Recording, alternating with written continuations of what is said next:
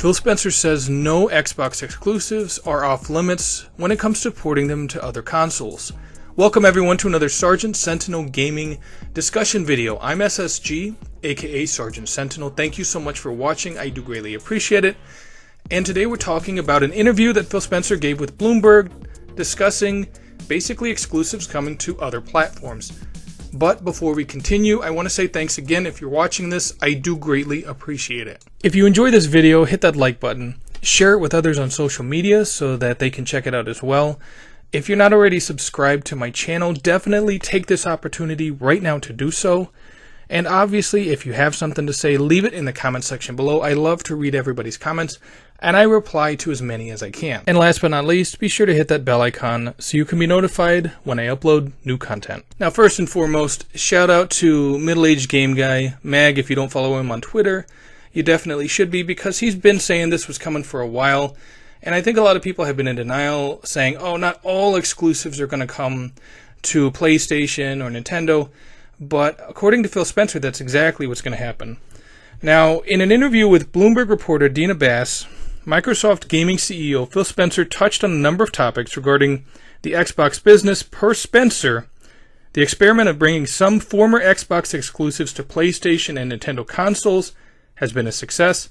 He added that he doesn't see any particular red lines on certain games that shouldn't be brought over.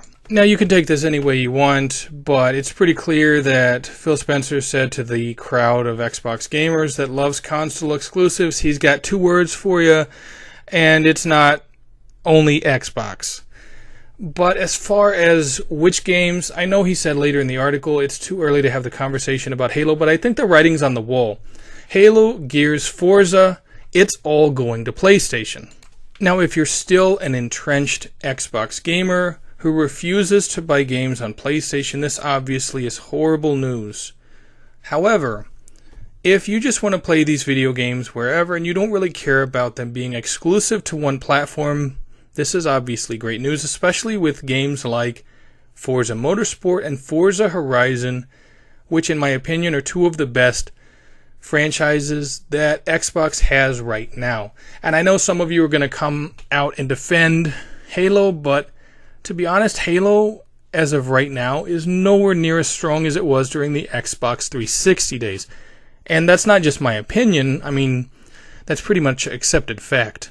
And obviously, based on this new information, we can also assume that the highly anticipated upcoming Gears of War game, E-Day, will eventually make its way to PlayStation as well. But I don't think this really came as a surprise to anybody.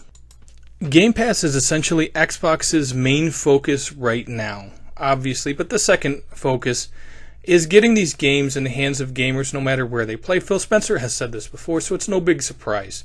And after the $70 billion acquisition of ABK, of course, Microsoft is going to want to recoup a lot of the funds that they spent as quickly as possible, and you can't do that if you take the ABK games exclusive, obviously, because PlayStation is noticeably ahead of Xbox as of right now.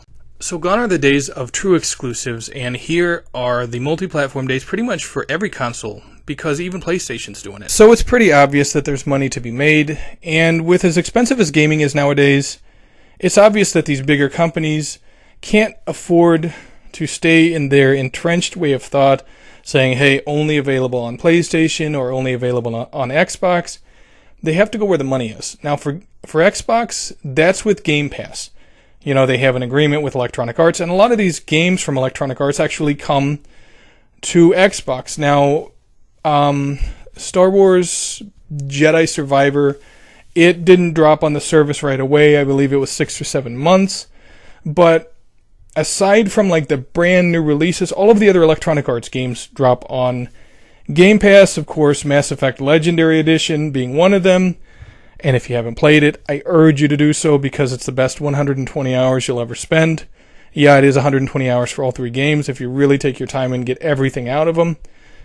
And it's the value for the money that you find in Game Pass that's really Xbox's drawing factor in 2024. It's no longer their exclusives, because if you can find them anywhere, why are you going to buy an Xbox? Well, it's Game Pass, because Game Pass isn't available on PlayStation. So that's their main selling point going forward, and of course that's probably why they're working on their handheld. So you can take your handheld, you can have games installed on it that are in the Game Pass service, and that's going to be their primary focus going forward. Convenience over, hey, you have to buy our system in order to play exclusives. And I know for some they're not happy about that, but unfortunately that's just the way it is right now as of 2024 with Xbox. So what do you think about this news, about this interview that Phil Spencer gave, where he said there are no red lines, even Halo, with the proper discussions, can come to PlayStation? Is this something that surprised you, or have you been reading the room for a while and you're like, you know what, I'm not really surprised by this. I actually expected it sooner. Let me know in the comment section below. I'd love to read your comments. And obviously, if you enjoyed this video, definitely hit that like button. And of course, last but not least, don't forget to subscribe to my channel. I'm trying to be pretty consistent with it, so gaming news, reviews, and live streams, it should be dropping on a pretty regular basis.